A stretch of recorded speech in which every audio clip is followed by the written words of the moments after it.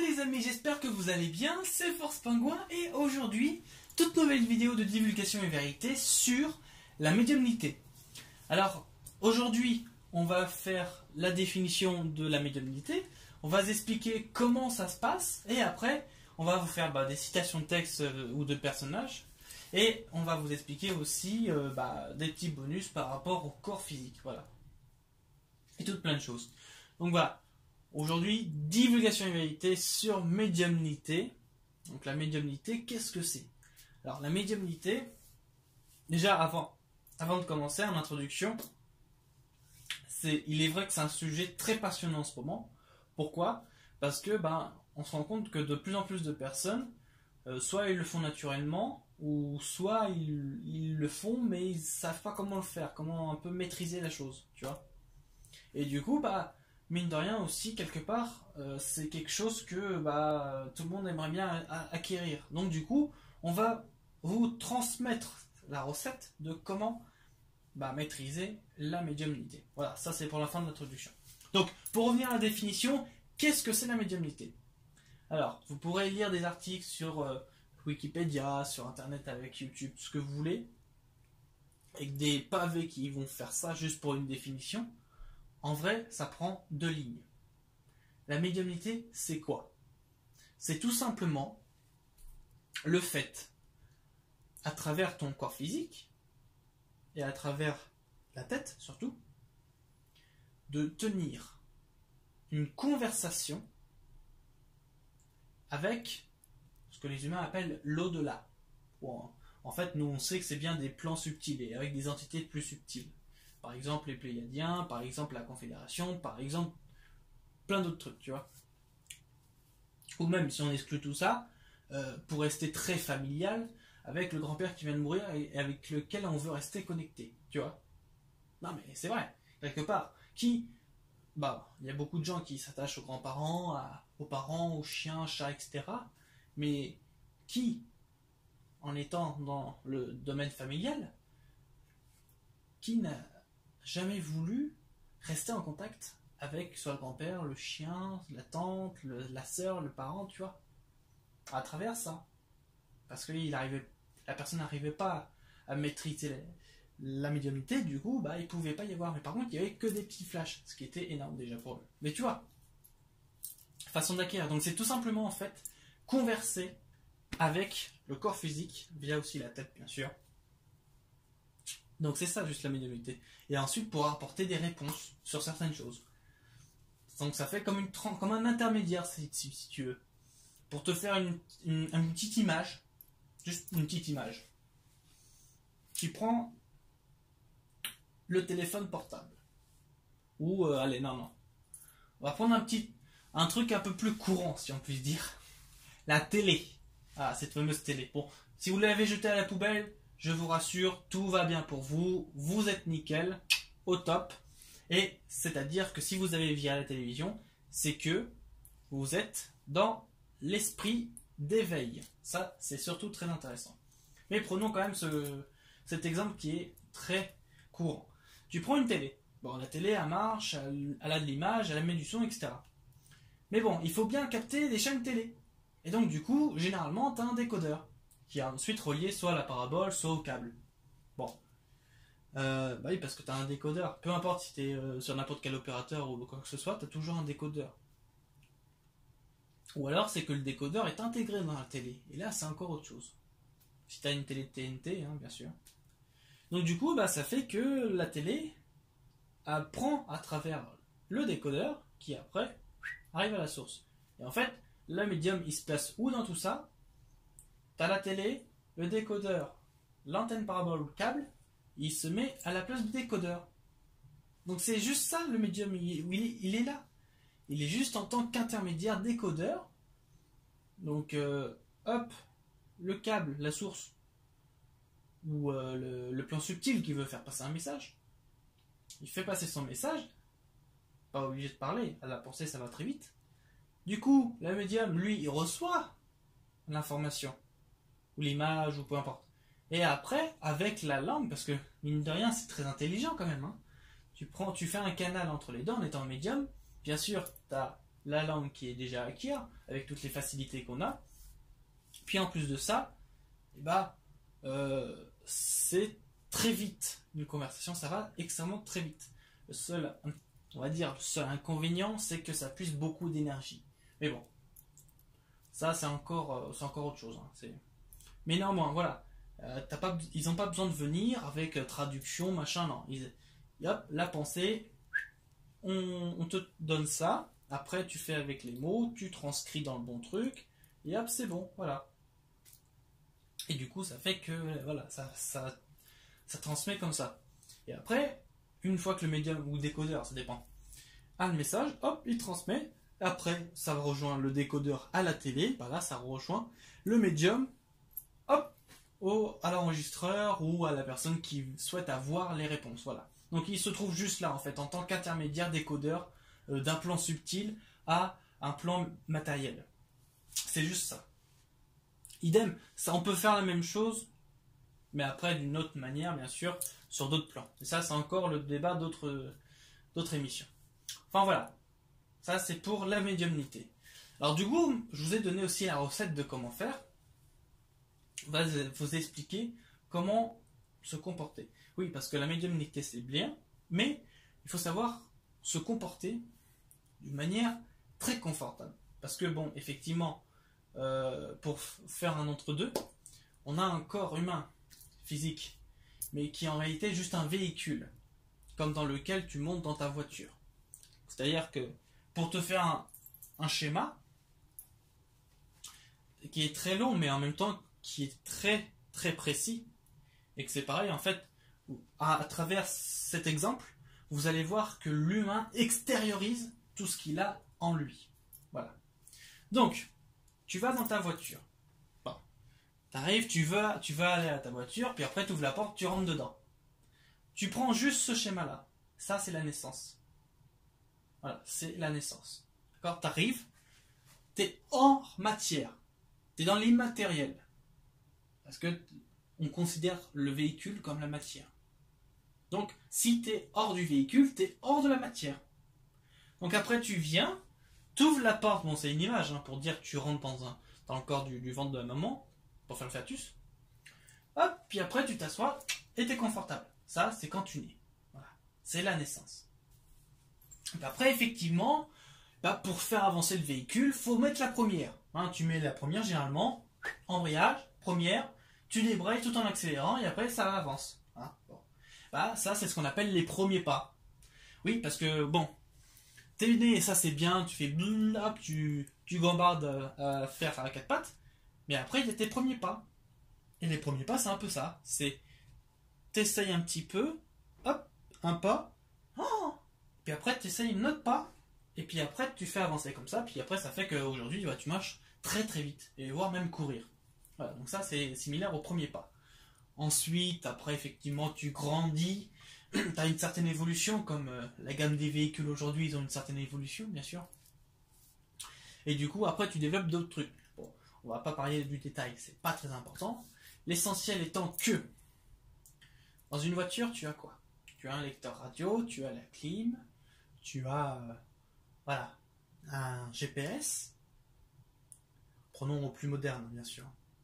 Tu as un GPS et tu as d'autres fonctionnalités qui après sont des accessoires et des options. Voilà. Rétroviseur, voilà, ce que tu veux. On va prendre chaque caractéristique. Par exemple, le GPS. Bon le GPS, on l'a tous au fond de nous. Ce qu'on appelle s'orienter. Même si tu fermes pas les yeux, tu restes les yeux ouverts. Te dire, là tu es dans un endroit. Là par exemple dans cette pièce, tu te dis, devant moi c'est l'ouest. Derrière moi c'est l'est. Mais pourtant t'es enfermé. T'es dans une pièce. Tu sais pas. Mais parce que t'as vu l'environnement en global, t'as pris une vue un peu... t'as pris beaucoup de hauteur. Voilà, c'est le mot est très bien. T'as pris beaucoup de hauteur sur l'environnement. Du coup, tu sais où tu sais où t'orienter, quoi. Donc ça, c'est le GPS. Donc ça, tu l'as ici. Ensuite, comme je vous l'avais dit, il y a effectivement la musique.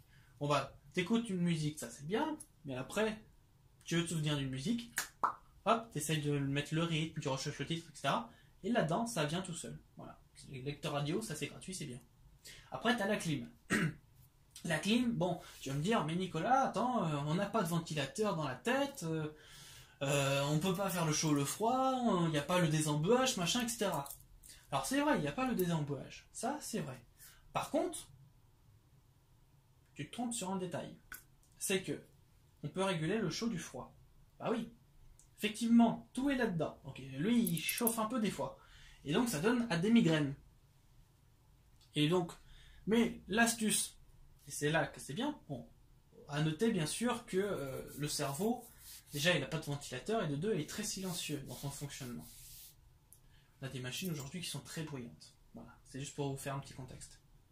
Et du coup, ça fait que quand tu parles, bon bah là, tu émets et puis tu reçois oxygène, dioxyde de carbone. Donc en fait, c'est un échange. Tu vois.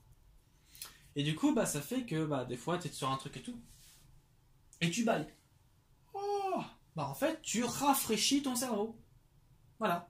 C'est ça la clim en fait. Tu rafraîchis ton cerveau. Quand tu as des migraines, c'est-à-dire que ton cerveau, il est trop en chauffe, enfin, il est en surchauffe quoi. Du coup, ça fait qu'il faut que tu l'aères. Donc forcément, si arriver à bailler, ça suffit pas, et tu vas dehors. Hop, tu prends l'air, tu te balades, peu importe, ça va faire du bien au cerveau. Comme d'autres trucs comme ça, tu vois. Ça, c'est la clim dans la voiture. Voilà, nous, on l'a dans la tête. C'est très très bien. Enfin voilà, c'est pour vous dire, il y a plein de similitudes comme ça qui font que dans le corps humain, on a vraiment tout ce qu'il faut. Et pour revenir à la médiumnité, donc c'est un véhicule à laquelle on a la glande pinéale dans le cerveau. Et la glande pinéale, comme je vous l'ai dit, c'est une antenne. Et du coup, ça fait que quand tu reçois, tu émets aussi. Et donc du coup, en fait, ils reçoivent la pensée. Donc, préalablement, bien sûr, il faut te mettre dans une position très confortable. Tu reçois la pensée, donc une conversation. C'est comme ça qu'ils font. Alors là, on vous donne pour la médiumnité, mais c'est un peu le même exemple pour la télépathie. Donc tu reçois une information, et après, ton information, toi, tu la visualises. D'accord ? Tu la visualises. Et après, tu la retranscris avec tes mots, comme là, je parle. Et comme vous parlez, bien sûr. Avec la langue française, avec les différentes langues. Et puis après, ça fait que, hop, tu recopies tout ça, ou alors tu t'enregistres, et puis après, tu recopies, tu vois. Ou alors, tu t'auto-parles, et du coup, ça fait qu'après, tu prends conscience de certaines choses, et là, ça fait une prise de conscience, et ensuite, ça fait une évolution qui, ensuite, est une cause à effet de tout ce qui est dans le bon sens. Voilà. Donc c'est juste ça en fait, t'es là, t'attends, la pensée elle vient, toi t'accueilles la pensée, et après t'as juste à la verbaliser avec tes mots que tu connais, et du coup ça fait que tu vas verbaliser. Et après, c'est parti, hop, ça afflue, ça émet, ça afflue, ça afflue. Bon, le mieux c'est de fermer les yeux, ça c'est vrai. Donc tu fermes les yeux, et puis après t'afflues, hop, blablabla, hop, t'enregistres, hop, tu notes. Blablabla, hop, t'enregistres, tu notes. Voilà. Puis après, c'est comme ça la médiumnité en fait. C'est comme ça. Alors, pour la télépathie, tu fais la même option, sauf que tu parles pas. Tu vois ? Aucune parole. C'est-à-dire que tu mets un scotch sur la bouche, tu vois, comme ça. Ça fait qu'il n'y a pas de parole. Mais, sans rigoler, tu reçois une pensée dans ta tête. Tu peux même avoir les yeux ouverts pour la télépathie, ça marche comme ça. Tu reçois une pensée. Du coup, tu reçois une réponse, hop, tu vas répondre directement. Donc tu reformules avec ta pensée. Tu formules la réponse, et après, tu l'envoies. Et la personne va le recevoir, bon, si elle est connectée bien sûr, va le recevoir, puis après vous faites des échanges comme ça, et du coup, ça fait que la parole n'a aucune utilité. Bon, c'est bien d'un côté, si vous voulez que des choses ne soient pas dites ou ne soient pas, tu vois, c'est bien aussi. Mais néanmoins, ça évite de parler. Donc ça, c'est la télépathie. C'est la recette de la télépathie. Donc voilà. Après, pour la médiumnité, pour vous citer quelques exemples, notamment ceux qui est sur le CLG, le site web, il y a le principe de 1. Et du coup, c'est la médium Carla L. Ruckert, donc Carla Elisabeth Kurt, qui a fait la canalisation, comme on appelle ça. C'est-à-dire qu'elle a fait l'intermédiaire, hop, elle a accueilli, hop, on saisit l'information et on parle. Bien sûr, tout cela se fait en une seconde. Voilà. La pensée ayant plus vite, la pensée va plus vite que la vitesse de la lumière. Là, on a un autre niveau. La vitesse de la lumière, c'est en fait l'objectif pour l'humain. Mais, bien sûr, comme tout est relatif, comme vous le savez, la pensée va plus vite, 1000 fois plus vite que la vitesse de la lumière. Du coup, ça fait que là, c'est encore mieux et les recherches sont approfondies. En plus de ça, plus que tu fais ça, plus que tu t'approches de ce qu'on peut appeler le paranormal ou de sujets ou de visions intéressantes par rapport à un potentiel environnement plus subtil, tu vois. C'est pour ça. Mais du coup, voilà, c'est un peu ça le truc en fait, la médiumnité. C'est un peu le truc. Donc du coup, je réexplique. Médiumnité, tu reçois l'information, tu la centralises et ensuite tu la verbalises. Voilà. Puis après, tu refais de même. Voilà, c'est juste un intermédiaire, un canal. Comme un canal où tu as un fleuve, comme pour le canal de Suez, tu vois, tu as un fleuve qui coule à travers un canal. Là, c'est la même chose. Il faut toujours prendre en compte que ton corps physique, c'est qu'un véhicule. Bon, c'est vrai que, mine de rien, il est bien fait quand même, bon, avec quelques imperfections, mais ça c'est normal, c'est la matière. Hein. Mais néanmoins, bon, c'est un véhicule qui est robuste, qui a de quoi faire, il a l'électricité dedans, il a tout ce qu'il faut, il a des cellules, une mémoire cellulaire, tu as la mémoire, la conscience, l'esprit, qu'on appelle aussi l'âme, et d'autres trucs comme ça, tu vois. Et qui fait que tu es là aujourd'hui, en fait. Voilà. Donc c'est magnifique, tout ça. Et du coup, toujours prendre en compte que tu peux être un intermédiaire pour transmettre de la connaissance, pour transmettre une réponse par rapport à une demande, etc. etc. Voilà, ça c'est le rôle de la médiumnité en général. Et c'est la recette qu'on vous a donnée à travers cette vidéo, si tu souhaites le réaliser, bien sûr. Voilà, donc pour la télépathie, on vous a donné de même, etc. Donc la glande pinéale, on vous en a parlé. On fait quand même un petit bilan. C'est ici, en profil, en face, c'est là, tu vois. C'est pour ça que d'ailleurs les Indiens, ceux qui sont à l'hindouisme, ils se mettent un petit rond, n'importe quelle couleur, hein, ici, parce que c'est le troisième œil. Voilà, glande pinéale, le troisième œil, c'est connu depuis la nuit des temps. Et du coup, ça fait que là, déjà tu as le chakra, troisième œil, en plus. Bien. Et du coup, ça fait que c'est une antenne qui peut te relier à ce qu'on appelle l'invisible. Et après, tu fais tes canalisations comme ça. Et du coup, c'est comme ça que la glande pinéale est faite. Bien sûr, comme une antenne, ça serait pas, oui, mais ça s'entretient. Pareil, la glande pinéale, tu peux l'entretenir pour la décalcifier. Parce que, il faut quand même avoir la réalité en face. On vit dans un monde où tu es plein de fluor, de calcaire, tout ça. Donc des fois, il faut décalcifier la glande pinéale. Voilà. Donc ça, c'est pour le côté entretien de la glande pinéale. Alors, comment résoudre ce truc? Voilà, pour décalcifier, tu prends du curcuma, tu prends du cumin, tu prends du... Il y a un autre épice. Et en fait, tu as 3 épices. Tu as le cumin, le curcuma et tu as un autre épice. Si tu fais un... Je ne l'ai pas tout de suite, mais si tu fais quelques petites recherches, tu pourras voir et constater qu'il y a 3 épices qui sont vraiment très courantes et à la portée de tous en plus. Voilà.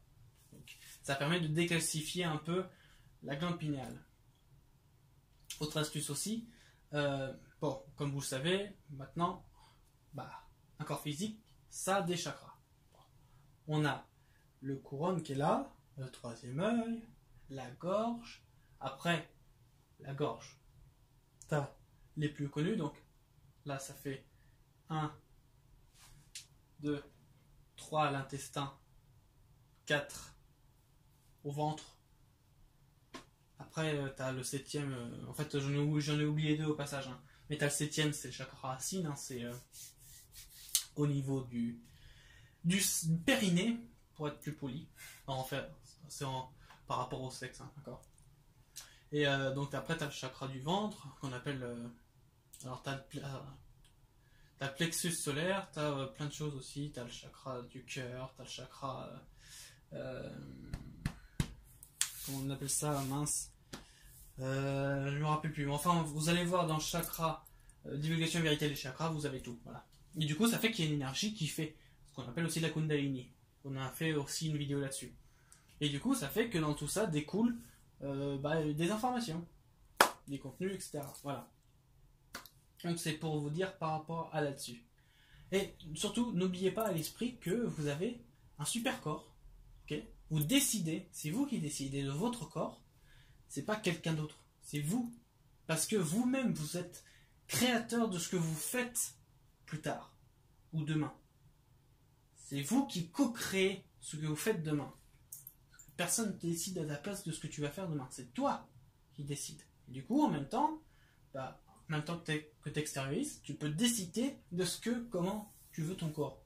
Est-ce que tu veux qu'il soit comme un mannequin, est-ce que tu veux qu'il soit comme un sportif, est-ce que tu veux qu'il soit bien même si peu importe la forme. Comment, c'est toi qui décides de ton corps. Voilà, c'était la petite astuce pour une parenthèse très importante aussi. Donc voilà un peu sur toute la médiumnité, etc. Donc bien évidemment il y a beaucoup de médiums célèbres. Alors vous faites vos recherches bien sûr. Je vais pas les citer parce que ça prendrait beaucoup de temps. Mais bon, c'est pas pour dire j'en connais qu'une, hein, c'est pour dire aussi que, mine de rien, ça prendrait beaucoup de temps puisqu'il en a plus d'une dizaine de médiums célèbres. Mais c'est pas le contenu de cette vidéo, c'est pas l'importance. Donc voilà un peu par rapport à tout ça, la médiumnité, télépathie, les corps avec les chakras, tout ça c'est un peu comme une révision, mais qui est globale et qui en même temps est dans le sujet de la médiumnité parce que voilà, ça canalise quoi. Alors, pour vraiment détailler un petit peu, là c'est sur le côté option, bon, la médiumnité, la télépathie, c'est vraiment quelque chose de chouette, c'est vraiment quelque chose de bien. Après, il faut se connecter pour avoir après des véhicules, et après tu te balades avec tes autres véhicules, ça c'est super chouette. Mais surtout, il faut prendre conscience que on est on est tout et un à la fois. C'est drôle, hein, quand même. On est tout et un à la fois. C'est-à-dire, bon, sur le côté physique, t'es tout. Parce que t'es aussi bien, quand tu bouges tes pieds, tu ressens tes pieds, tu ressens tes mains, tu ressens la montre autour du poignet, tu ressens quand tu fais des mouvements ou quand les squelettes ils vont mal, etc. Donc t'es tout et un à la fois. Parce que, en fait, c'est juste un corps physique. C'est pareil pour tout en fait, c'est pareil pour tout. L'univers aussi, pour tout, voilà. Les planètes et tout. T'es tout et un à la fois, et en même temps. C'est génial, hein. Du coup, voilà, c'était surtout ça à ne pas oublier. C'est pour le côté fédération, tu vois, le côté unité. Voilà. Donc voilà. Écoutez, j'espère que vous avez aimé cette vidéo. C'était tout pour aujourd'hui. Je vous ai fait une petite vidéo sympathique, j'espère que vous avez aimé. Si vous avez aimé, mettez-le dans les commentaires. Hop. Si vous avez des questions, mettez-les dans les commentaires aussi. On vous y répondra avec grand plaisir et avec grande honnêteté, bien sûr. Si vous avez encore aimé la vidéo, mettez un pouce bleu. Un pouce bleu si vous avez aimé la vidéo, c'est pour le référencement. Voilà. Un pouce bleu. Et surtout, n'hésitez pas à nous contacter pour diverses raisons, voilà, etc. On vous fera très bientôt un bilan. Comme aujourd'hui on est le 31 mai, demain on est sur le mois de juin, donc on vous fera très bientôt un bilan du mois de juin. Et donc évidemment on vous fera on vous dira plein de choses sur les livres, sur ce qui se passe en ce moment, etc. Voilà. Je vous souhaite une très bonne soirée les amis, et on se dit à très vite dans un nouvel épisode de Divulgation et Vérité. On vous laisse la surprise. Ça marche? Allez, les amis, bon appétit, bonne journée, et surtout, soyez positifs et naturels. Salut!